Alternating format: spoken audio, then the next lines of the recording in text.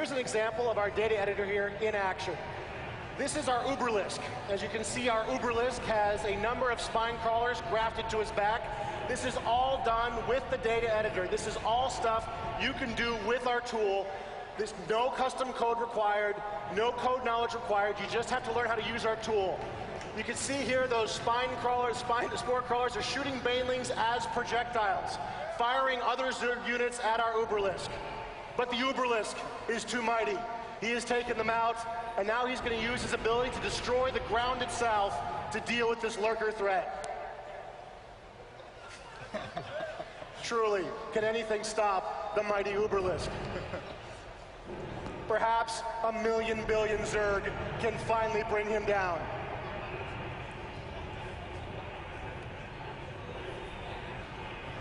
But even as the Uberlisk dies, he will give off a blast of psionic energy, destroying his opponents.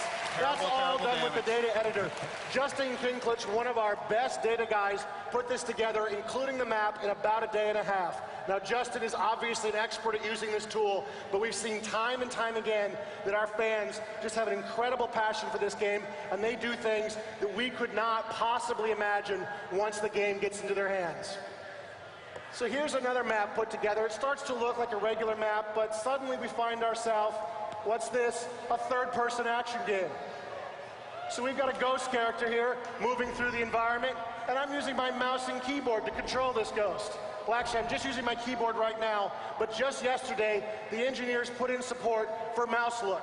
It's not in this build here, but at some point, you'll actually be able to move where you want to look and aim your weapons using the mouse just like you would with a third-person action game.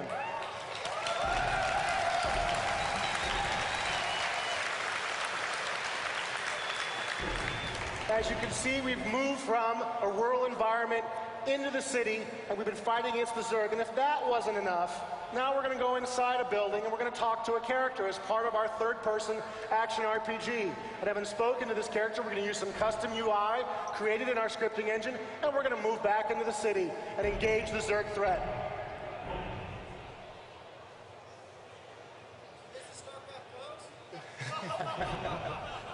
And you can see there's all kinds of monsters in this environment. We can use roaches, we can use hydralisks.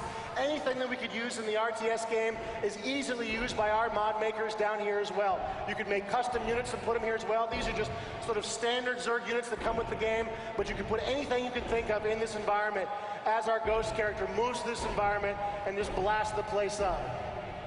And if that wasn't quite enough for you, we've also got the ability to take our ghost character underground. We are underground in a real-time strategy game. Unbelievable. So we move through the underground mine here. We can continue to engage the Zerg, fighting with our weapons, aiming our weapon carefully. We can engage our cloaking device using custom UI put in by the designer of this mission. And this was put together by somebody in their spare time. Obviously a skilled professional, but nonetheless, just put together very quickly, made a whole game world with a city, talking to characters, objectives, a mini map you could use, a little arrow showing you where to go, all kinds of options. The last thing I'd like to show you here today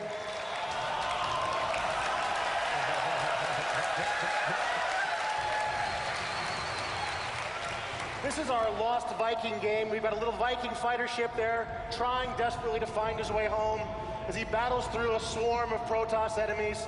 And this is just a total action game put together by Mung Song. He's one of our designers who came from the mod community, is now working on Starcraft II.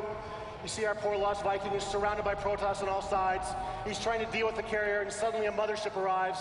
You notice there's some custom UI there at the top. At the top right, there is a green boss bar in play there that will tell us how quickly we're damaging this unit.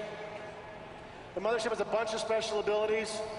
There really is, as far as we know, not a lot of limits to what these players will be able to do with this engine.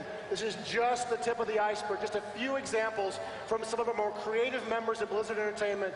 But really, who can say what's going to happen when the power of this editor and the power of BattleNet 2.0 finally gets into your hands, the users?